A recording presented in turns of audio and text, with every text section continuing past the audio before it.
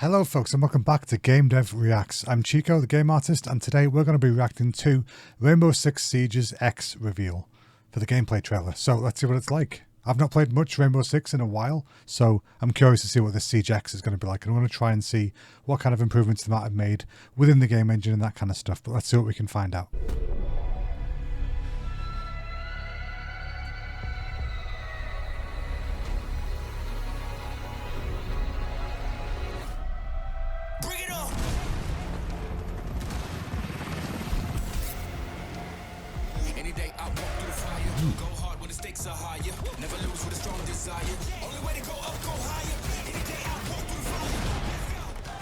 Okay. So it looks pretty similar so far from what I can see, just with more new modes maybe? Oh, they've got dynamic objects now though, okay. It's a bit more advanced I guess. But it's always had like breakable environments and stuff like that, hasn't it? So let's see how dynamic it gets. Oh, that's pretty cool. So you can use your environment to damage people.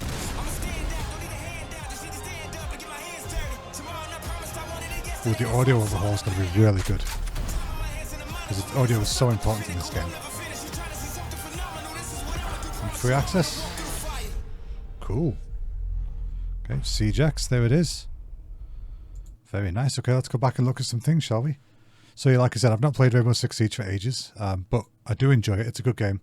Now, let's have a look. So I know that the stuff that they've got in here, the 6v6 stuff will be interesting, because normally Siege has been more about, you know, breaking into a building and having people within there. And I don't think it was 6, I think it was 4. But this looks like a bigger map as well. Now, this is kind of classic, you know, Ubisoft style for stuff like this. These are a lot of tileable textures because, you know, my specialism is game art. So the things I'm going to talk about most are the art side of stuff. And to be fair to them, right off the bat, you don't normally see these kind of angles from the game when you're playing it. Normally you're playing inside the game and you wouldn't see from this high up and you wouldn't see onto rooftops and stuff. So you'd miss all this like tiling textures that's going on here. You can see repetition. That's a super common thing that happens in games, but normally you hide it with like painting, the stuff, this kind of like edge painting and stuff you have that kind of hides it a little bit. But anyway, the important thing is the gameplay sections. So the areas where the players will actually be. But you've also got like basic Vista elements like this stuff back here. This, I guarantee this will just be a texture with the shape of a skyline on it. And then you've got some really basic geometry models here that'll be in front of it to give the illusion of, you know, a big massive city. But when you look at it in this kind of situation, it's super basic. They're not even properly lit and stuff. Like, it's very flat. Okay, now in the actual game, I know this is kind of rubbish quality. Let's see if we can up this a little bit. 720. Let's go for 1080 because I don't have a 4K monitor. Yeah, okay, it's a bit sharper. So yeah, classic sort of Ubisoft style, slightly lower quality textures to get more kind of gameplay within it, which is completely fine to do. You get budgets within the game and it makes sense to use them where it's sensible. We do have a red reflection here. Is that paint? Oh, I think it's actually paint. Okay, yeah, it's just a low res texture. But yeah, so it's got the usual kind of elements where you can break into different areas by the looks of it. You can penetrate from different sections of the map. Nice bit of damage and debris going on, some VFX. Now they mention here about you get to mix attackers and defenders. Okay, I don't know what that mode's going to be like, but when they mention about dynamic objects like this, I'm thinking there's always dynamic objects in this game anyway because you can destroy walls and that kind of stuff. You know, that's always been a thing you can do. But I think what they're talking about here is that you can use the environment to damage people. Things like hitting the pipe to make it blow up, that kind of stuff. And upgrades, which is good to the game as a whole. So I assume, I'm not certain, but if it said core Siege upgrades, does that mean it's talking about the main game is also getting upgrades, or is Siege X like an expansion of the main game? I need to look into it more, but let's see. See, so stuff like that's pretty cool. Where you can shoot a fire extinguisher, causes some kind of like, you know, smoke that nobody can see through properly, but then you can put your drone in and you can still see. It's pretty crafty.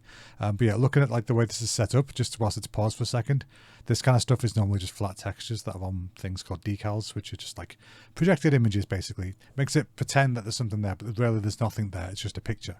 And then classic, these brick. I'm actually quite surprised because this is like an old school technique that they seem to be using here for these.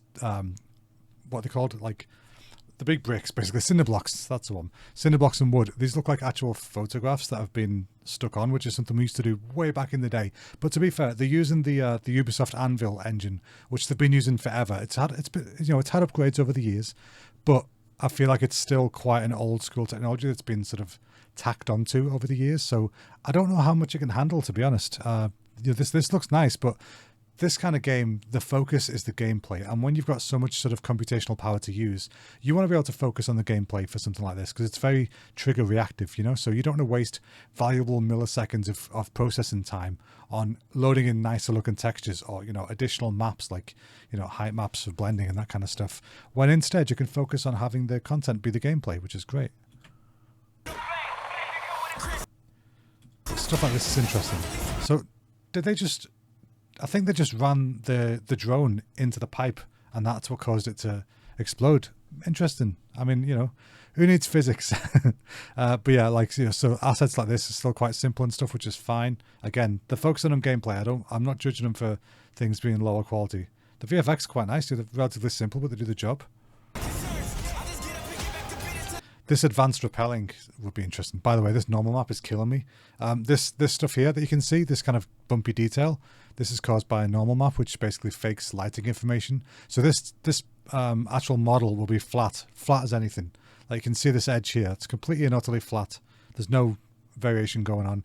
But you put a texture on like this, and it breaks up the surface. It causes the light to bounce off it differently, making you think that there's loads of details and information there, when in reality there isn't. There's not that much information there at all. So it's just all driven by this texture. You can see here the texture is actually drawn out, which means that when you get to a certain distance, the processor stops rendering it, basically, because it costs a lot to get all this information in. So at a certain range you can turn it off and it makes it a bit cheaper to run.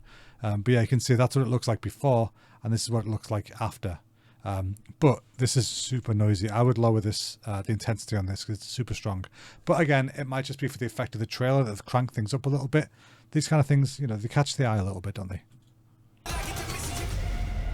That's cool though. The sort of the jumping, shooting, rappelling around a corner. Like, there's so many things going on there. Boom. Yeah, so let's see what can we see in here. So pretty standard geometry. Everything's kind of boxy and normal, which makes sense. You need cover for this kind of game. So in order to have cover shooters, you want to have a relatively rectangular thing to hide behind, because then there's less chance of collisions or bounding boxes peeking out around the corners and causing you to still get shot even when you're hiding, because that can happen sometimes. Other contact shadows, that's something to look out for as well. If the shadows between things touching the floor. By the way, where it says visual enhancements, I know they've picked the nicest scenes with the best reflections in them and stuff. Like you can see here, there's like, actually you can't see my mouse, but underneath the enhancements thing, you can see on the door on the right, there's like some yellow sticking down. That's a nice kind of, that shows the reflections off nicely, because they're probably not actually real time, but sometimes they are. You got to see what they're doing with the engine. That's the problem with an engine like this, which is quite bespoke to Ubisoft. Only they use this engine. I've not worked for Ubisoft before, so I don't know the ins and outs of it. So I have to kind of guess a lot of this stuff, but it is interesting to see how it works and how it looks. But again, like before, the floor is super flat. It's completely flat geometry, but it's got a tiling texture on it, so you can't really tell. And this one does have quite a high roughness level, so there's little bits of light bouncing off it, but it's fine. Animations, people love their animations. And cool skins, players always love cool skins. Yeah, I always find it interesting that they spend a lot of resources on the skins. And by the resources I mean like higher quality textures and stuff, which makes sense because it's a first person shooter game, right? So you're going to have the gun right in front of you. So that's going to be the main thing that you look at when you're playing. Obviously you're looking at your environments, but the thing you can see the most of, the thing that takes up the most screen percentage, give or take, is probably your gun. So if you're getting a skin for a reward, you want it to look awesome, basically. You want it to look the best it can do. So in order to do that, they have to put a little bit more quality into those textures. And there we have it. There's the end. Nice little closing screen as well. So yeah, I think it looks interesting. Apparently it's out now, actually. 13th to 19th. Cool. I didn't know that. But yes, I enjoyed looking at that. What do you guys think about it? Do any of you play Siege? And if so, what do you think about the things that are changing here? Is it bringing more to the game? Is it doing stuff that you didn't really want it to do?